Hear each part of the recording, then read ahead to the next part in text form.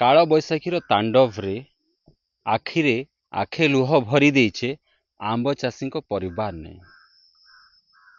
ठीक है जेनटा कि देखवा के मिली गरगड़ बाहाल पंचायत कड्डापाल गाँव ने पाखापाखि 1500 गछ लगेकिना वार्षिक आय करुथिले 4 ରୁ 5 लाख टंका जेनटा कि तांको परिवार चली पारुथला हेले अचानक आसीकिना भांगी देला गछ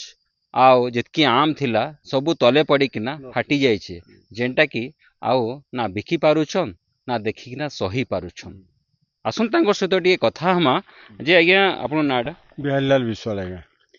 काना हला काली जेन काल बैशाखी हला से समय एते जोर रे पवन आसला जे सब गछ ताने भांगी भुंगी पूरा बोली आंब सब तले पड़ जाइए गुटे भी आंब गछ रे आ नाही केते गछ थिले 1500 गछ आगे हां एबे से गछर अवस्था सब भांगी डाही पत्र भांगी तले पड़ जाइए आंब गछ गुडा जा आंब सब झड़ी जाइए तले नष्ट हो जाइए एबे काना करबे एबे का करम भांगी पड़ी जो पूरा वर्षक चलवा भलिया जो जिनिसटा आउला से जिनिसटा नुकसान हो गला आ चलमु केंदा इटा तो हला मेन कथा आज्ञा आ वार्षिक 5-6 लाख टका खंडे होउथला आज्ञा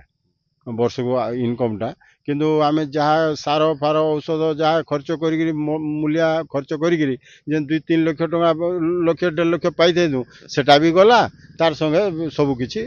नुकसान हो गला खबर दी हाँ नहीं आज्ञा नहीं दे काली तो आरंभ होइला येटा काल बैशाखीटा काली 4टा ରୁ 4:10 भितर होइछे बोले आई सकाळु इटा आपन आमे जणैथिनो एबे काना दाबी रखु आमे दाबी बोले हमको किछि यदि सरकार सहायता करबे ताले वर्ष को फिर नूतन आमे चाष फास करी से जिनिसटा के उपकृत करि पारमु सब तो भांगी भुंगा जाइछे आज्ञा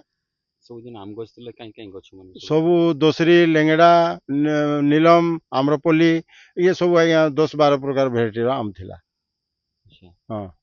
कहूथिले भिन्न भिन्न प्रकार आम गछ माने थिला वार्षिक जितकी आय होउथला सेतिरे परिवार खुशी रे चली जाउथिले बोलिकिना एबे परिवार हताश हेकिना बसिछन इताके नेकिना कृषि विभाग और स्थानीय प्रशासन काना पदक्षेप नेबा ताके देखबा के बाकी रहला रेढ़ाखोल कड्डापाल नु सुशांत कुमार नाग ओटीवी।